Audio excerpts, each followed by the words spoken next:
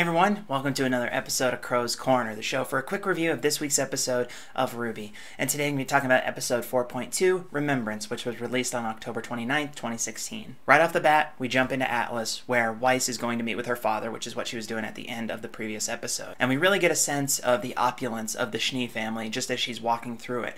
Their home is enormous, it's cold, it's empty. There's also an interesting King Taijitu statue that can perhaps symbolize the two-faced Jacques Schnee. Throughout this opening scene, you really do get a sense of just how sad Weiss is, and the reason for that comes a little bit later in the episode. And along the way, she encounters her younger brother, Whitley, which is the first mention we have of a younger brother. And here we also get the first piece of information about their larger family dynamic, which is that the siblings aren't close. The females of the family are certainly not happy. He suggests that his mom is already drinking in the garden. More importantly, we see that Weiss is the middle child, and clearly from the sense that she gets from her brother, that she isn't very highly thought of. We then go back to Autumn, to Team Ranger, which opens on a memory of Pyrrha falling to cinder. So obviously right now you're getting some of this RWBY remembering what happened on top of Beacon Tower. And this is where the title of the episode starts to become relevant, because you can tell that RWBY, Jean, and Ren are all challenged by memories. And after some lighthearted banter, things become immediately dark again.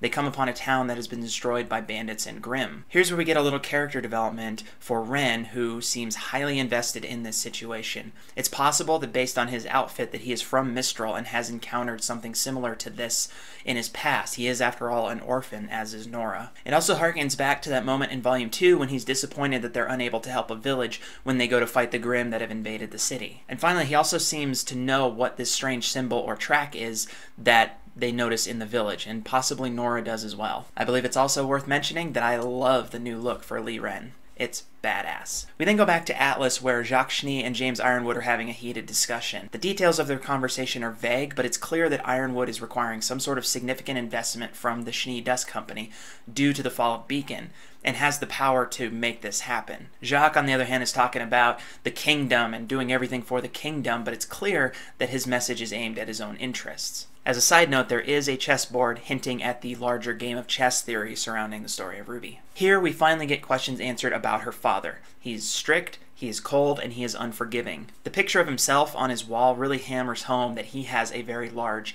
ego.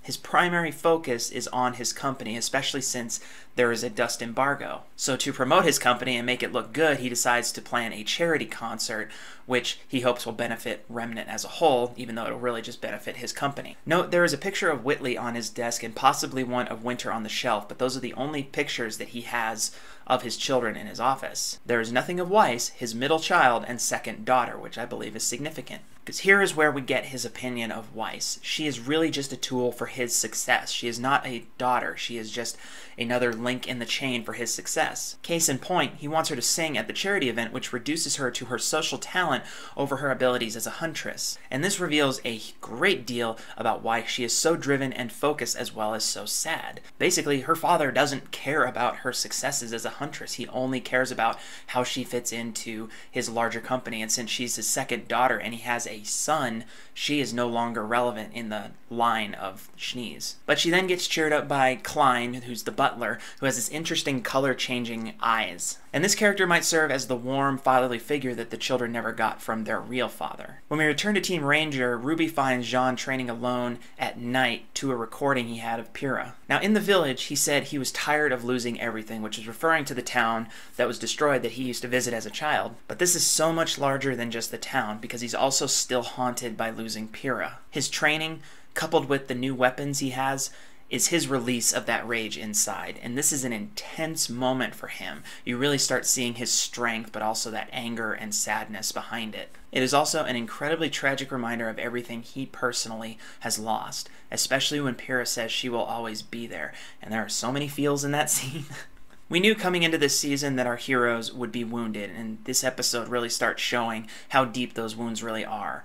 There's still a lot of exposition awaiting us, but the emotion is powerful already. And this episode wasn't heavy on plot, but it gave us a lot of missing character information.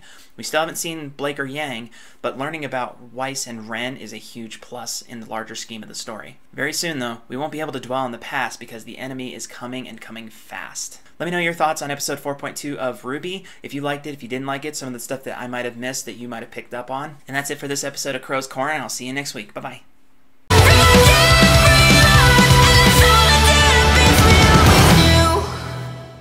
Hey everyone, thanks for watching this video. If you liked it, you can click over here to subscribe to my channel, or you can check out my website over here at dkestner.com, where you can find out more about everything I do, including the books I've written, like Elliot Knoll, and so many others. So thanks a lot for watching.